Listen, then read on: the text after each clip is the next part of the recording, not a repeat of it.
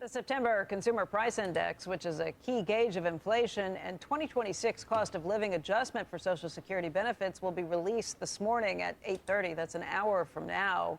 These data points can have a pretty significant impact on the financial security of retirees and aspiring retirees, but it may not be factored into their planning. Sharon Epperson joins us right now with exclusive reporting on a new global survey. And Sharon, good morning. Good morning, Becky. You know, believing that you'll be financially secure in retirement and planning ahead to make that security a reality is a paradox for many retirees and aspiring retirees.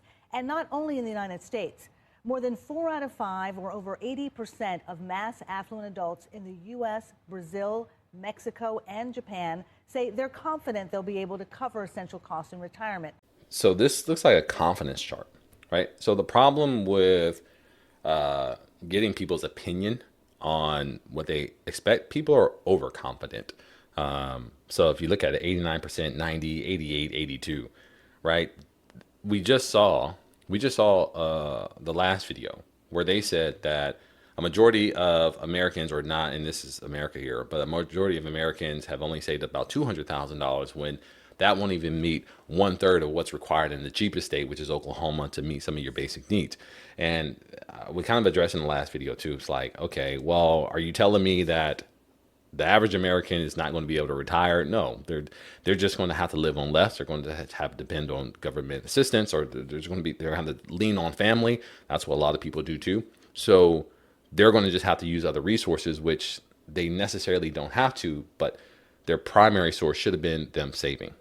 Now, the confidence chart is like, well, I'm confident. Well, if 90% are confident, but they are only 30% to the goal, how can you be that confident when you haven't reached your goal? Well, that's because we're overconfident, right? We're just, we're almost, I hate to use the word, but we're almost delusional. We're almost saying, I got this handled. Now, where does this false confidence come from? It's like, I made it this far. I've been unemployed. I've been young. I've had a young family. We struggled. I made it through. I can make it through retirement. Yeah, you can make it through retirement. But once again, just like when you were young, is that how you really want to live? You know, when you're sleeping on the floor and you have a blanket and maybe an air mattress, yeah, you survived. You made it, right? But is that how you want to live?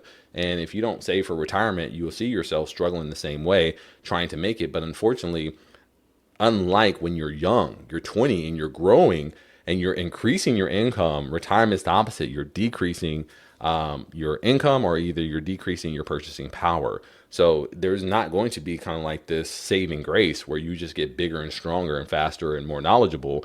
You're going to be decreasing. Your cognitive ability is going to start declining. Your physical ability is going to start declining. You know, your access to resources are going to start declining, that kind of thing. So keep that in mind, you know, when you're talking about retirement,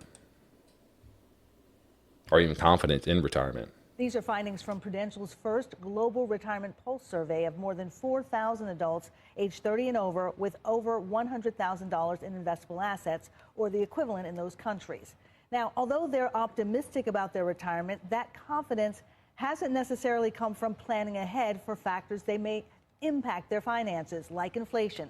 Only 55% of respondents in the U.S. and Brazil say they factored inflation into their retirement planning. And even fewer have considered health care expenses, creating what Caroline Feeney, Prudential's global head of retirement and insurance, calls a confidence paradox. Yeah, you know, and health is going to be one of the biggest things that you're going to face in retirement. And I preach that here on our channel. It's like, you know, an ounce of prevention is worth a pound of cure. A lot of the things that we don't see, we can prepare for now. So your heart, your liver, your kidney, you know, your blood pressure, all those things are going to have an impact on you in the future.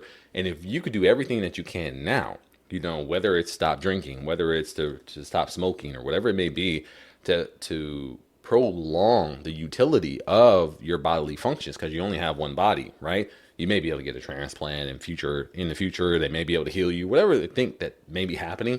These are just assumptions. All we know is what we have now. And what we have now is that if you take care of your body to the best of its ability, even though you may have some predisposed to some genetic issues, some things that are hereditary, things that you're just going to have to battle. Everyone has their battles, right? My family on both sides have heart conditions. So regardless of how much that I eat, no matter how much I train, everything else like that, there's going to be this underlining heart issue, right? I heard a really good quote about it, was that genetics is like, it says, genetics is like the bullet in a gun, but your actions are like pulling the trigger. So even though you're predisposed to do something, your actions are actually going to trigger some of those things, or how much or how often those genetics are actually triggered. So yes, I may be predisposed to a heart condition, but if I'm working out, exercising, it reduces the probability of having a greater impact than someone who is actually facilitating those actions or are involved in those things that are going to increase the probability. And that's what financial planning has taught me, and hopefully it teaches you as well, is that financial planning is not about perfection or knowing exactly what's going to happen. Financial planning is more about lowering the probability of failure, or lowering the probability of negative events impacting your life in such a way that you're unable to function, you have bad mental health, or you economically could just not continue in the lifestyle that you have, and it causes more stress than it actually prevents. So for me, financial planning, once again, is about making the choices that are going to increase our probability of success, of actually not having to worry about some of those things. So because you go to work every day, because you have a paycheck, you have the internet, and you can watch me here live, or you could be in the comfort of your home, or when it's 29 degrees outside, you can turn on your heater. We take those things for granted, but that's because we have done the hard work before, which is working the 40 hours a week, or saving enough money, or paying our mortgage and things of that nature. So here, I'm just talking about the paradox here. Let me talk about the paradox here. The paradox is that people don't account for elements such as inflation, and that's why I go over it so much in our videos, is that inflation is very important. It really impacts how we are going to utilize that dollar, how much use that dollar actually has. So we can make $5, but what can that $5 buy is what's going to be very important. And also health costs. And as I said before, as we age, our health starts to decline. So our health costs start to go up. And yes, you may go through your 20, 30, 40s, and maybe even 50s without having to go to the doctor. But once those 60s and 70s and 80s starts coming around, those health costs start to go up, because there's some things that are just unavoidable, just because of deterioration. You've used your body for 60, 70 years, there's going to be some type of decline, no matter how much you try to prevent it.